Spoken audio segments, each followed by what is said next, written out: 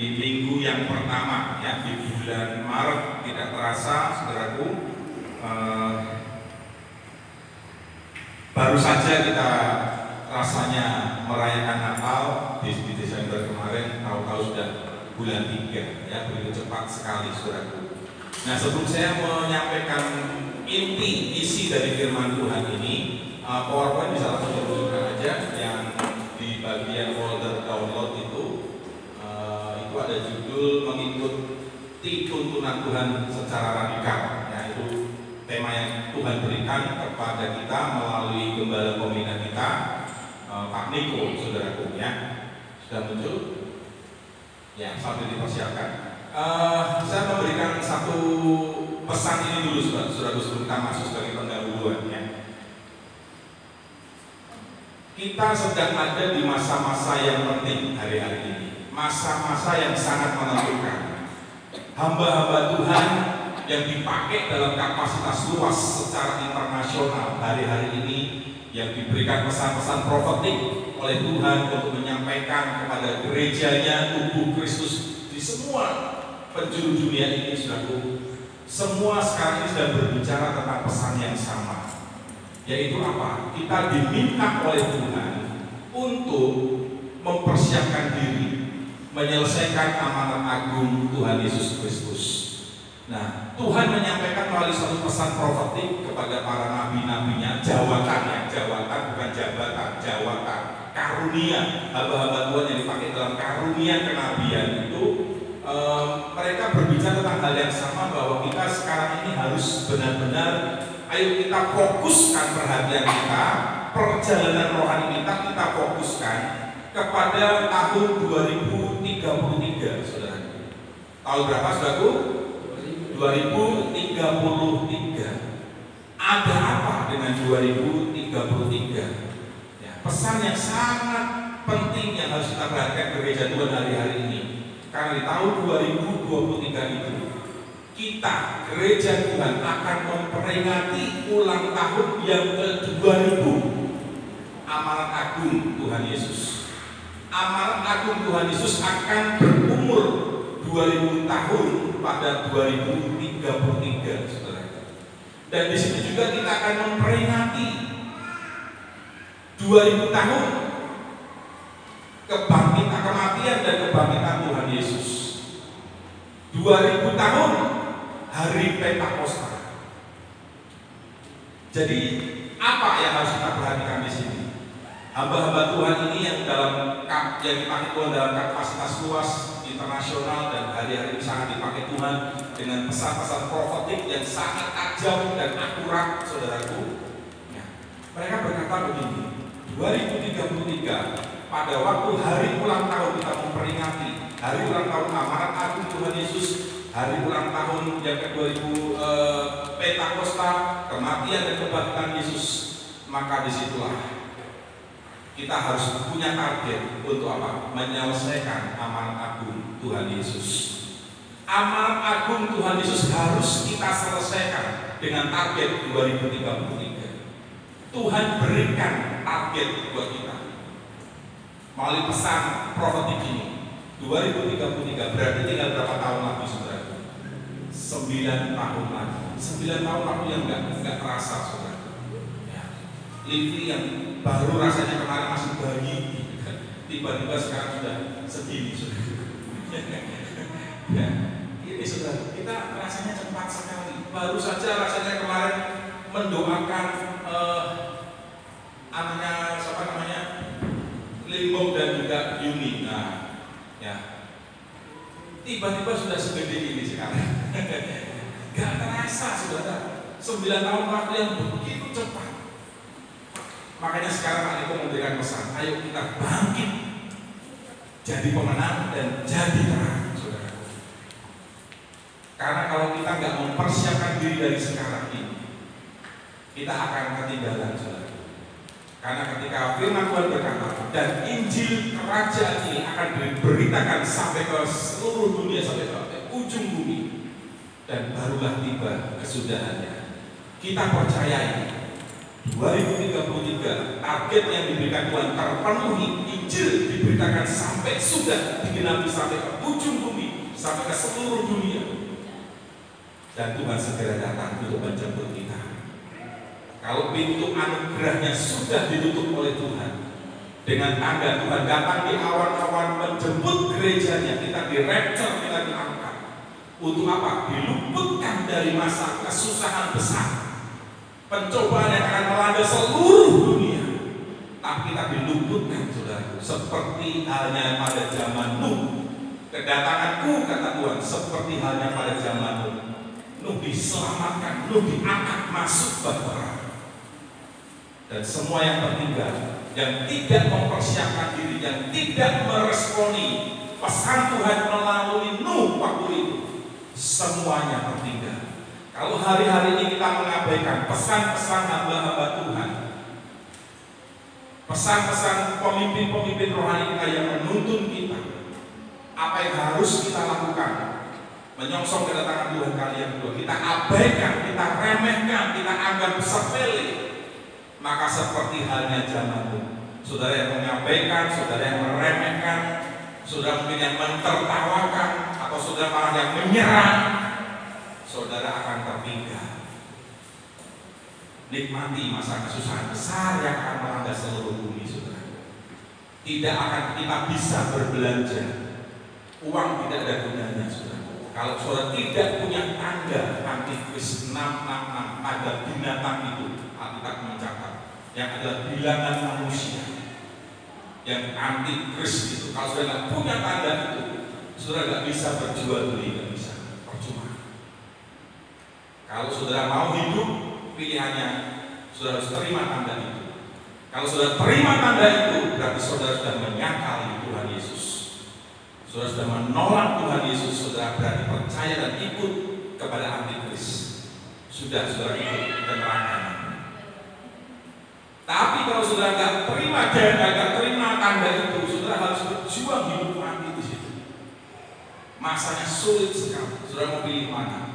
Mending kita persiapkan sejak dari sekarang kehidupan rohani kita, supaya nanti pada waktunya Tuhan datang, kita ikut bersama-sama dalam pengangkatan, kita tidak mengalami masa kesusahan besar, atau saudara tetap dengan keadaan nyaman kita masing-masing hari ini, dan saudara akan tertinggal suatu hari nanti. Saya dan bahkan Pak Niko juga menekankan begini, kita tidak sedang bicara bahwa Tuhan akan datang tahun 2033. Jangan salah sangka, ya. Jangan salah persepsi. Pak Niko terus ngomong, jangan disalahartikan, jangan dipelintir kalimat ini. Ini adalah target gereja 2033 harus menyelesaikan amanat agung Tuhan Yesus. Membawa Injil kerajaan Allah ini disebarkan, diberitakan, dan banyak jiwa-jiwa bertobat, menerima Yesus Kristus sebagai Tuhan dan Juru Selamat.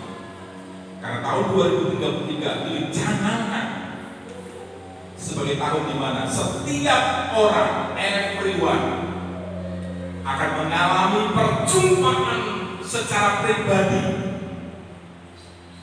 dengan Tuhan, dan dia menerima Yesus Kristus sebagai Tuhan dan Juru Selamat. Tuhan bicara, Rohku akan kucurahkan atas semua manusia.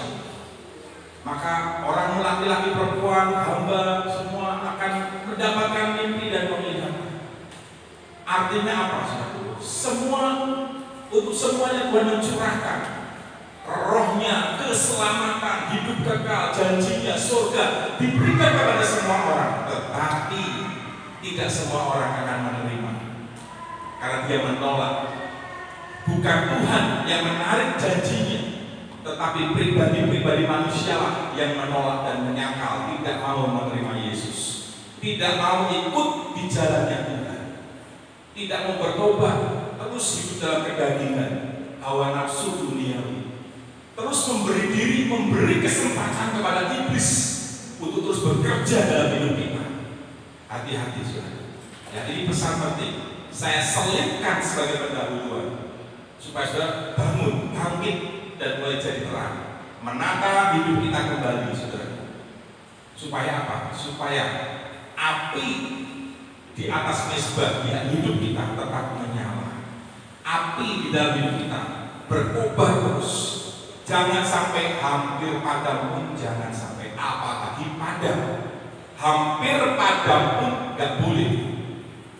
Karena di perumpamaan 5 gadis bodoh, 5 gadis bijaksana, diceritakan di sana, ya 5 gadis yang bodoh itu pelitanya hampir padam. Belum padam, tetapi yang terjadi apa? Yang terjadi dia 5 gadis bodoh yang lampu pelitanya hampir padam itu tidak masuk dalam perjamuan pernikahan anak domba Allah. Perjamuan pernikahan mempelai di dalam perumpamaan itu, saudara.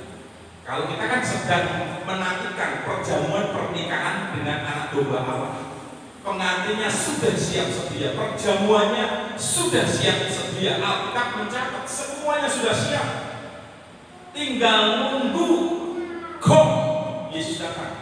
Kapanpun Yesus bisa datang menjemput kita, kapanpun bisa terjadi rapture, pengangkatan gereja. Gak usah nunggu 2033. Tapi ini peringatan buat kita. Ayo bangun, saudara. Kalaupun nanti Tuhan tidak sampai 2033 sudah datang, kita sudah siap. Yang mementing katakan yes. Ya, makanya Pak Niko hari-hari berbicara sangat keras, saudara. Pak Niko mendidik kami para gembala sangat keras. Betul, saudaraku. Membuat kami kadang nggak ngerti gitu. Ya, kok seperti ini? Seolah-olah seperti itu, kok tega. Secara daging, secara manusia kami menjerit, saudara. Ada rasa takut. Tapi kembali kita lihat, Tuhan berkata, hari-hari terakhir ini akan terjadi pemurnian. Kemarin hari Kamis, saya di antara satu dari 6 orang gembala yang dipanggil ke Bandung, ke pusat, saudara. Ya saya nggak bisa ceritakan di sini, saudara. Saya dipanggil berhubungan dengan yaitu apa istilahnya, pemurnian itu di proses yang harus untuk level up, untuk next level. Ada 6 gembala yang dipanggil, saudara. Termasuk salah satunya saya kemarin hari Kamis. Saya ditemani oleh Livi nggak masuk. 3 orang, hari Rabu 3, hari Kamis 3 orang. Ya, saya harus menjelaskan semua keadaan pelayanan di sini, saudara. Mereka ingin tahu keadaan pelayanan di sini seperti apa. Saya mempertanggungjawabkan kepada para pemimpin di Bandung, saudara. Semua laporan saya berikan kepada, diminta, saudara. Mana laporannya? Semua diminta. Kami bisa berikan, kami bisa bertanggungjawabkan, saudara. Ini hari-hari ini kami pun para gembala-gembala sedang di stretch supaya level up, supaya next level. Rasanya nangis, saudara. Ya. Makanya ketika satu album, single album yang kemarin saya share itu sudah jadi, ya waktu saya setelah kembali ke rekaman saya banyak bisa nangis, saudara. Luar biasa. Ya, proses itu luar biasa. Dan kalau saya ngalami, saudara juga pasti akan ngalami. Gak ada amin. Percaya saya akan mengalami proses pemurnian ini. Ya, semua akan mengalami. Yuk kita masuk sekarang. Makanya Pak Niko menuntut ini, mengikuti tuntunan Tuhan sekarang ini harus secara radikal. Umat Israel dituntun waktu di padang gurun melalui tiang awan dan tiang api, saudara. Selama 40 tahun Tuhan menuntun umat Israel dengan tiang awan waktu siang dan tiang api muncul pada waktu malam. Ketika tiang awan itu artinya berjalan, umat Israel berjalan seperti ini. Nah, kira-kira ya, kalau tongkatnya jalan, tiang awan atau tiang apinya jalan, maka umat Israel berjalan mengikuti. Tapi ketika berhenti Tuhan di satu tempat, maka umat Israel harus berhenti, memasang kemah, beribadah di situ. Ada kemah pertemuan untuk mereka beribadah kepada Tuhan di padang gurun. Jadi ibadah itu penting, saudara. Ibadah itu penting. Bilang kiri kanan, hai, ibadah itu penting. Jangan dianggap sepele, saudaraku. Saudara bisa bolong seenak sendiri. Jangan sampai ada pikiran seperti itu. Ini sekarang hari-hari Tuhan ngomong melalui Pak Niko, dan saya sekarang ngomong kepada saudara, meneruskan kepada saudara supaya kita menerima tuntunan yang sama. Saudara bisa bayangkan, jadi tiang awan, tiang api itu menuntut itu bisa terserah Tuhan. Mau berapa hari terserah Tuhan, Tuhan yang tahu. Bisa 1 minggu baru pasang kemah, sudah jalan lagi, sudah bongkar lagi, jalan lagi. Nanti mungkin berapa hari Tuhan berkemah lagi, pasang lagi, semua berkemah. Coba bayangkan saudara, kalau tiba-tiba Tuhan berhenti, begitu pasang, belum selesai, Tuhan udah jalan lagi. Kira-kira kalau begitu gimana? Baru dipasang, belum selesai, Tuhan udah jalan lagi, kita harus beres-beres lagi, jalan lagi. Kalau itu terjadi 40 tahun loh, kalau terjadi terus-menerus gimana? Ini Tuhan gimana sih?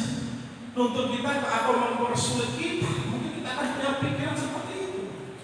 Tapi hari ini Tuhan ngomong melalui gembala pembina kita Pak Niko, ikuti tuntunan Tuhan secara radikal. Apapun yang Tuhan mau, sekalipun itu menjerit daging kita, sudah ikuti aja saudara.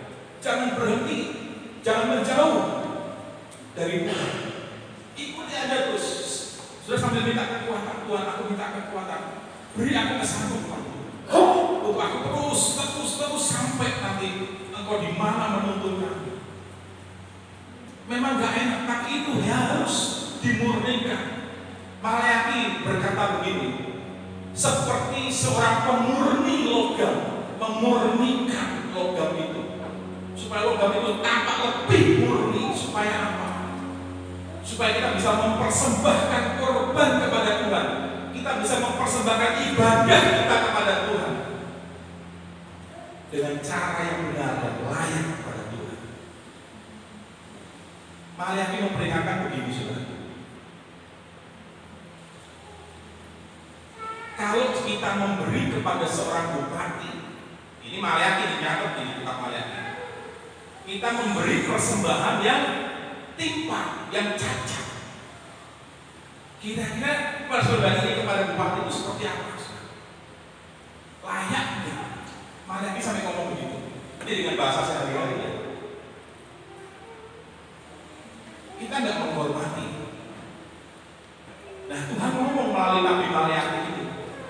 Nah seperti itulah kamu membawa kepada kata Tuhan persembahan-persembahan yang rusak, yang timpang, yang gak layak. Engkau menghina aku, seolah-olah Tuhan mau ngomong gitu. Nah hari ini kita perhatikan. Next berikutnya. Oke, nah, ini ada satu piramida, gambaran sebuah piramida saudara. Karena firman Tuhan berkata begini, hanya sedikit orang yang akan diselamatkan. Wow, sedikit orang yang diselamatkan. Banyak yang dipanggil, sedikit yang dipilih. Lebih sedikit lagi yang setia dan diselamatkan. Setia sampai akhir itu kunci untuk kita diselamatkan. Setia sampai akhir berarti ada keselamatan yang terus kita kerjakan. Kita mengerjakan, bertanggung jawab atas keselamatan itu dengan cara hidup benar dan berkenan kepada Tuhan, takut akan Tuhan, menghormati Tuhan, menghormati pekerjaan pelayanan yang Tuhan percayakan kepada kita. Ini sudah setia sampai akhir. Sedikit yang diselamatkan. Gambarnya seperti ini, kayak penonton dalam sebuah pertandingan sepak bola katakan. Stadion berkapasitas ini 80.000, 60.000 orang. Penontonnya begitu banyak saudara, tetapi pesertanya hanya sedikit, yang bertanding hanya sedikit. Tetapi ya pemenangnya hanya lebih sedikit lagi, hanya 3 orang.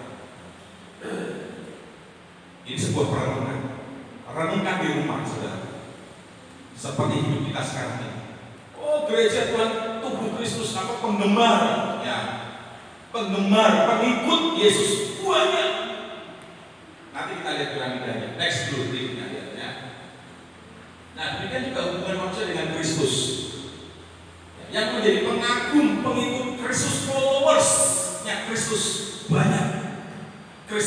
KTP banyak, saudara. Tetapi yang percaya, yang menerima, mengakui Yesus sebagai Tuhan dan Juru Selamat, dan yang melakukan kehendak-Nya lebih sedikit lagi. Kemarin di Purwadadi saya sampaikan tentang keselamatan begini. Kita itu terima keselamatan satu paket. Keselamatan itu satu paket. Apa paket keselamatan itu? Yang pertama, saudara harus percaya, menerima, mengakui, dan melakukan kehendak Allah. Hafalkan ya. Satu apa tadi? Percaya. Sudah belum percaya? Oh, banyak orang percaya sama Yesus. Tapi percayanya percaya seperti apa? Yang bagaimana? Masing-masing bisa ukur. Tapi tidak cukup percaya, karena iblis pun percaya, saudara. Iblis mengakui Yesus sebagai anak Allah yang maha tinggi. Iblis mengakui waktu didatangi oleh seorang yang kerasukan di Gerasa itu. Iblis yang ada di orang yang dirasuk itu, sampai dia tersungkur mau menyerang Yesus waktu itu. Tapi ketika sudah dekat dia tersungkur. Mau apa engkau, hai Yesus anak Allah yang maha tinggi? Mengakui iblis, dia percaya. Tapi iblis tidak mau menerima Yesus Kristus sebagai anak Allah yang maha tinggi. Dia tidak mau terima. Dan yang kedua, iblis tidak melakukan kehendak Bapa. Kalau saudara dan saya hanya terima dua saja, hanya percaya dan hanya mengakui saja, berarti nggak ubahnya. Sama saja kita seperti iblis. Sebagai saudara, kalau sudah hanya dua, percaya dan hanya mengakui saja, berarti saudara masih jadi pengikutnya iblis. Karena iblis percaya, iblis mengakui, tapi iblis tidak pernah mau terima Yesus Kristus sebagai Tuhan dan Juru Selamatnya. Karena itu iblis tidak pernah berubah, iblis tidak pernah bertobat, saudara. Dia tidak mau melakukan kehendak Bapa. Jadi paket keselamatan yang saudara terima hari ini, coba cek dan dicek kembali. Ini serius, saudara. Saudara sudah terima belum 4 ini? Oke lah, yang 2 sudah, tapi yang 2 terakhir. Apa yang 2 terakhir tadi apa? Percaya, mengakui. Yang ketiga apa? Menerima. Sudah terima gak Yesus sebagai Tuhan dan Juru Selamat? Menerima gak pengorbanan Yesus? Tuh, dunia gak bisa terima tuh. Dunia tidak mengenal Yesus, dia tidak mau menerima. Bahkan tidak mau mengakui. Mereka berdalih, oh mayatnya dicuri dan sebagainya. Gak percaya, gak mengakui, gak menerima, gak melakukan juga. Masih mending iblis. Iblis sudah 2 lakukan, terima 2 itu, tapi 2-nya itu fatal bagi dia. Karena membuat yang 2 ini gak dia terima paket keselamatan lengkap ini, iblis gak pernah bertobat. Kalau sudah masih 2 ini sudah terima seperti iblis, berarti sudah masih dalam keadaan rawan, di zona rawan, saudara. Makanya saudara harus menerima, lahir baru di situ, dan saudara melakukan kehendak Bapa. Makanya belum cukup cuman dibaptis, belum cukup. Itu masih di pelataran, baptisan itu baru di pelataran. Wahyu mencatat Kristen pelataran ini diinjak-injak, saudaraku. Diinjak-injak berarti gak masuk ke ruang Maha Kudus, gak masuk surga, saudaraku. Jangan berhenti hanya di baptisan, jangan berhenti hanya sampai di Laut Teberau, di mana umat Israel dibaptis di situ dengan peristiwa Laut Teberau itu. Ayo jalan terus, melangkah terus sampai tanah Kanaan perjanjian surga, melangkah terus, ikuti secara radikal tadi. Ya, jangan hanya percaya, tetapi level yang berikutnya, jadilah murid Kristus. Murid ini lebih sedikit lagi. Cek and recheck, saudara. Lihat keadaan diri kita masing-masing. Saudara sudah jadi murid belum? masih suka bolos nggak sekolah minggunya? Maksudnya bukan sekolah minggu anak-anak, sekolah minggu juga di sini. Itu sekolah minggu anak-anak, ini sekolah minggu dewasa, saudara. Saudara masih bolong-bolong nggak? Masih sembarangan nggak sekolah minggunya? Ini pemerintah. Selain komsel, cool. Saudara jadi murid nggak di sana? Masuk nggak di komsel? Ikut nggak? Terhisap nggak? Tergabung nggak di cool di komsel? Murid itu aktif. Murid itu mau diajar. Murid mau belajar. Nah, saudara, bagaimana dengan kriteria ini? Dengan gambaran murid ini bagaimana? Gitu, ya. Next berikutnya. Perhatikan ini fakta, ya. Kristen tapi tidak ke gereja. Banyak, saudaraku. Menurut saya banyak nggak Kristen nggak ke gereja? Iya, banyak. Contoh aja di depan kita ini. Jemaat yang tercatat ada 90 lebih, hampir 100. Yang lainnya kemana? Di sini ada mungkin 40, 50 lah katakan dengan anak-anak. Yang lain kemana? Yang 40 setengahnya kemana? Ya kan? Kristen tapi tidak ke gereja. Banyak, saudara, ini masih bisa di tempat, belum di tempat lain. Saudara mau jadi Kristen yang mana? Gitu. Kemudian Kristen ke gereja tapi 1 bulan sekali. Ini perhatikan, ini survei loh, saudara. Barna Group 2020, ini sumbernya. Saudara baca ini sumbernya. Ini penelitian, ini survei internasional yang dilakukan oleh Barna. Barna Group ini banyak mensurvei tentang keadaan gereja, tentang kekristenan, tentang pemuritan. Dia banyak survei tentang itu. Di Indonesia punya Bilangan Research Center, BRC. Ini internasional. Dia meneliti keadaan di Indonesia juga, saudara. Nanti ada datanya sebentar, ya. Barna Group 2020 judulnya Generasi yang Terhubung. Bagaimana para pemimpin Kristen di seluruh dunia dapat memperkuat iman dan kesejahteraan di antara mereka yang berusia 18 sampai 35 tahun. Ini bukunya, buku penelitiannya dibukukan di sini sumbernya, ya. Nah, yang jadi murid cuma sedikit. Ini fakta loh, saudaraku. Di depan mata kita, di lingkungan komunitas ini pun terpampang fakta itu, nyata. 90 lebih, hampir 100 yang tercatat. Setengahnya kemana? Jangan-jangan terjebak ini Kristen tapi tidak ke gereja, atau Kristen ke gereja tapi 1 bulan sekali.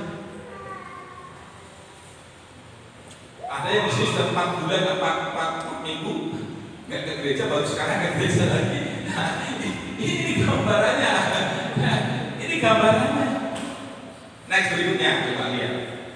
Nah, ini sedikit yang jadi murid. Nah, yang merah ini berarti warning, saudara. Yang merah ini warning, bahaya. Ini keadaan di Indonesia, ini dunia. Ada perbandingan yang dilakukan oleh Barna Group. Bukan Kristen lagi.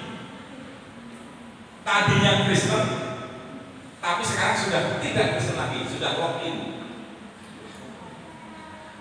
ke sebelah, ke room yang lain, ya. Itu di Indonesia sebanyak 2%. Sedikit 2%, siapa bilang? 2% itu jumlah yang sangat banyak, saudaraku. 2% dari berapa, saudara bisa hitung loh, ya kan? Kalau dunia, seluruh dunia itu sudah 21%. Sudah terjadi 21%. Kristen yang tidak ke gereja dan Kristen ke gereja minimal 1 kali sebulan, bukan murid. Itu kuning, berarti hati-hati. Wah, ini bahaya, tanda bahaya. Ya. Itu yang di Indonesia sudah 15% yang kategori seperti ini. Kristen tidak ke gereja. Seluruh Indonesia 15% masuk di kategori ini, Kristen tidak bergereja. Dan dunia 37%. Kristen yang ke gereja minimal 1 kali per bulan, itu sudah 64%. Wih, separuh lebih, saudara. Saudara masih yang mana ini? Mas Ram, saudara mau di mana?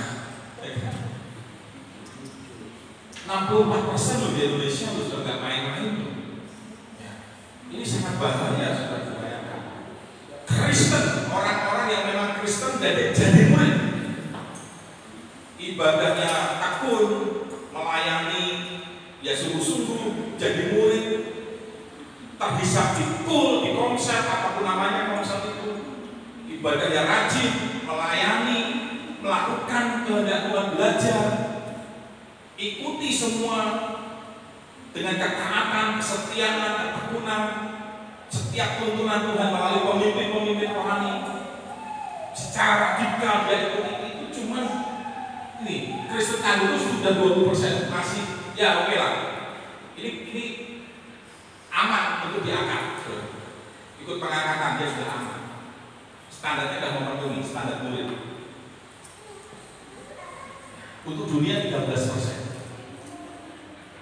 Dengan data ini, saudara, apa yang saudara akan persiapkan?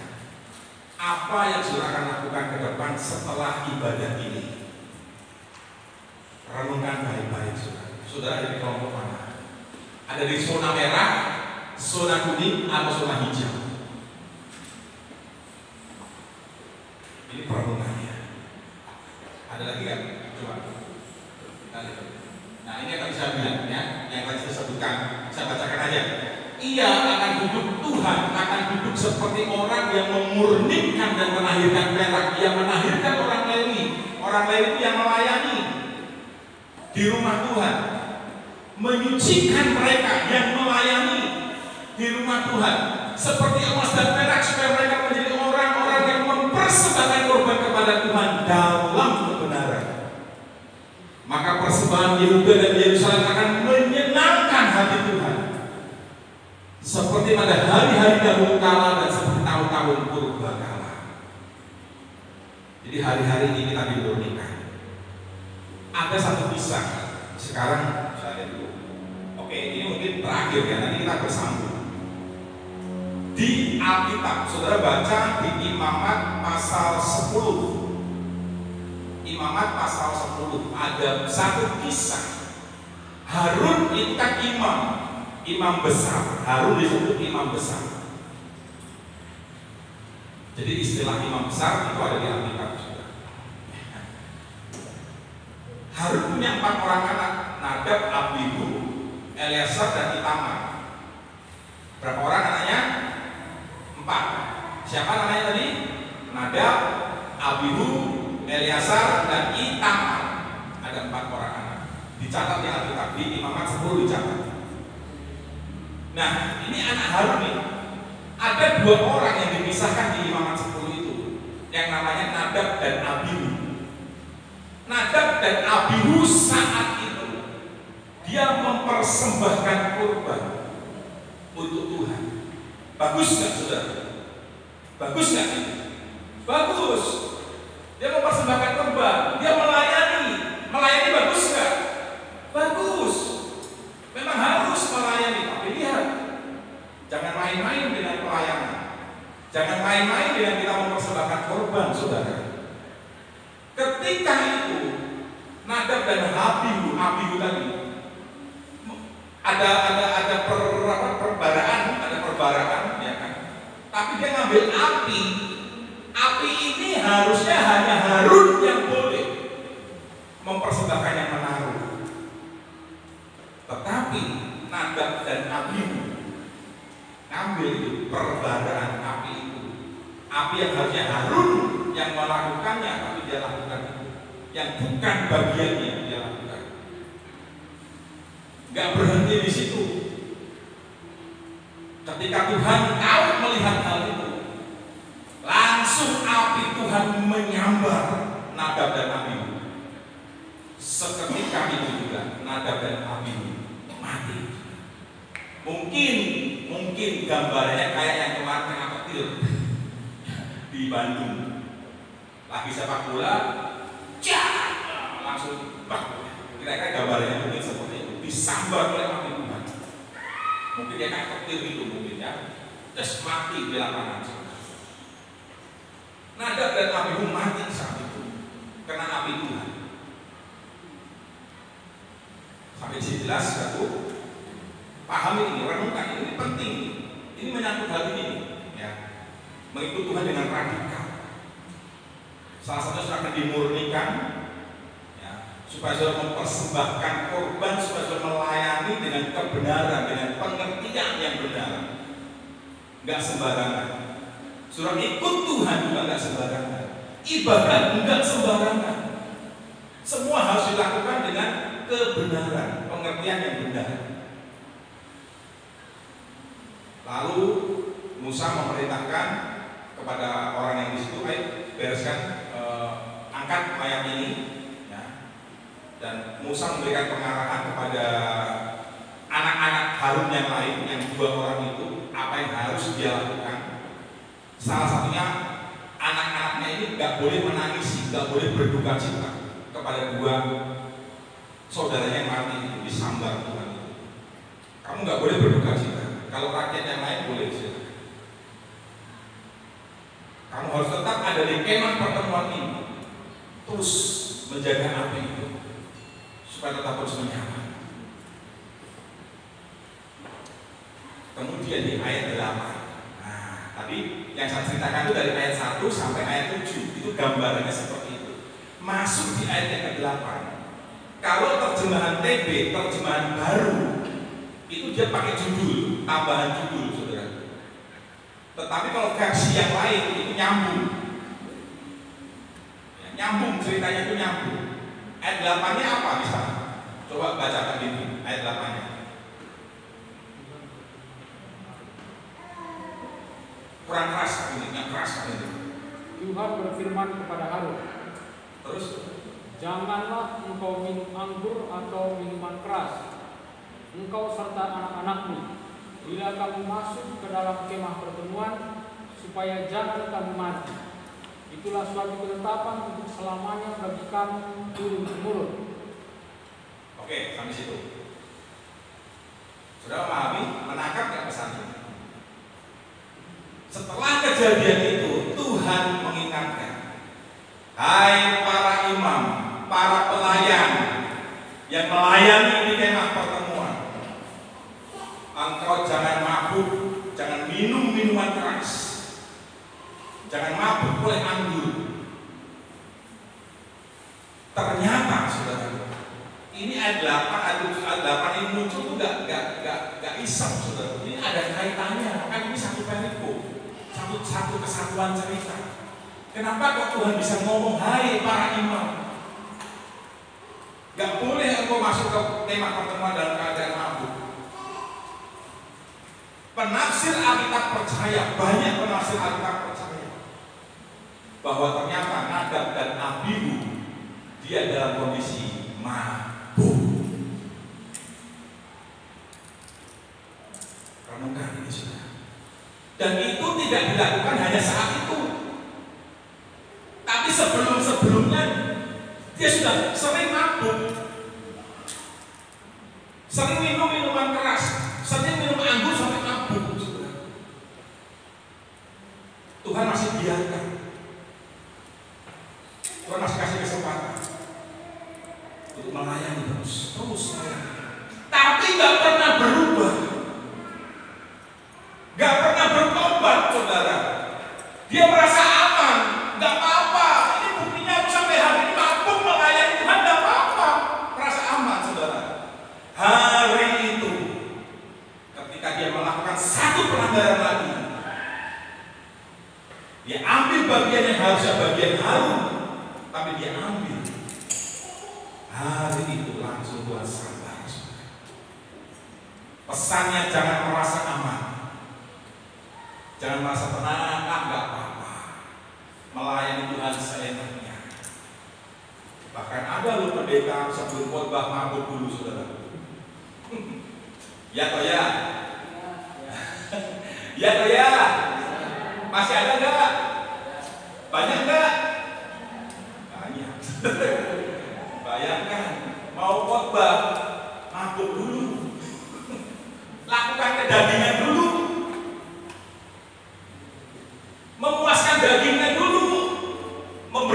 dagingnya dulu dan melayani merasa aman. Wah, cuma diberkati, pelayananku diberkati. Tar dulu, saudara. Ini contohnya. Tuhan ada kasih di Alkitab. Lalu zaman sekarang kita mabuk apa? Saya nggak minuman keras kok. Saya nggak sampai mabuk kok. Saya melayani kondisi sadar nih, nggak mabuk nih. Sebelum melayani saya juga nggak minuman keras, saya nggak mabuk, mabukan enggak. Lalu mabuk apa? Mabuk dengan keinginan daging, hawa nafsu, dan daya tarik dunia. Itu mabuk di situ. Hati-hati, melayani di kemah pertemuan jangan sampai mabuk dengan hawa nafsu dunia. Jangan sampai mabuk dengan daya tipu dunia ini, kekayaan, tipu daya kekayaan. Perumpamaan tentang penabur, ada yang menabur di pinggir jalan, jatuhnya di semak, di tanah yang berbatu, dan di tanah yang subur. Kenapa ini tidak bisa bertumbuh? Yang di pinggir jalan, yang di tanah semak dan berbatu gak bisa tumbuh, gak bisa berbuah. Kenapa? Pelayanannya mentok di situ, gak ada buahnya. Alkitab mencatat mereka hidup ditipu oleh iblis dengan apa? Dengan daya tarik dunia, pesona, daya tarik dunia, harta kekayaan dunia. Kita banyak mabuk di sini. Nanti baca Matius 13 di rumah, baca tentang perumpamaan penabur itu. Ada 3 hal yang kita harus perhatikan di situ. Jangan mabuk di 3 hal itu. Jangan dengan daya tarik dunia, jangan sampai saudara mabuk. Wah, daya tarik dunia lebih indah. Ke gereja nggak dapat cuan, nggak dapat happy, hilang malah happy. Lebih baik aku kerja, lebih baik aku kerja, aku dapat. Itu mabuk, saudara. Mabuk dengan harta kekayaan dunia. Hati-hati. Ayo berbenah, saudara. Pulang dari saya ketemu dengan pemimpin di Bandung, Bapak Bedi Gunawan dan Bapak Henry Suteja. Pulang dari situ saya doa sama Tuhan, Tuhan ampuni saya. Masih banyak hal yang tidak berkenan di hadapan Tuhan yang saya lakukan. Saya ngaku jujur sama Tuhan dan saya minta maaf sama Tuhan. Bukankah kemarin kita belajar hal ini tentang kesehatan moral supaya api tetap menyala? Caranya bagaimana menjaga api itu menyala? Jaga kesehatan moral kita. Haleluya, saudara. Jaga kesehatan moral kita. Berani, salah satunya berani mengakui salah dan berani minta maaf. Minta maaf tidak akan menurunkan harga diri kita, saudara. Mungkin selama ini kita dicekoki, didoktrin orang yang minta maaf sama dengan orang yang merendahkan dirinya serendah-rendahnya. Orang yang mempunyai harga diri. Mungkin kita pernah didoktrin seperti itu. Kamu nggak perlu minta maaf, ngapain? Gengsi. Bodoh kamu. Semakin diinjak-injak kamu. Doktrinnya mungkin pernah kita terima. Tapi sekarang kita sudah ada di kerajaan Allah. Ini nilai prinsip kerajaan Allah. Kesehatan moral, cara kerajaan Allah. Beranilah mengakui dan berani minta maaf, saudara. Kalau salah memang sudah, karena banyak orang cenderung selalu merasa dirinya yang benar atau bahkan membenarkan. Tapi sekarang ayo kita belajar. Saudara, saya sudah hidup di kerajaan Allah. Pakailah prinsip dan nilai-nilai kerajaan Allah itu. Kalau salah, berani mengakui, berani minta maaf. Praktek sekarang di kanan. Ayo praktek. Seolah-olah sudah salah, seolah-olah. Ini kan praktek mafia. Ngomong aja. Yang atau beb atau apa ya sudah. Bro atau sis, ini buat mafia aja. Ya. Saya salah. Saya minta maaf. Praktek sudah. Tepuk tangan buat Tuhan Yesus.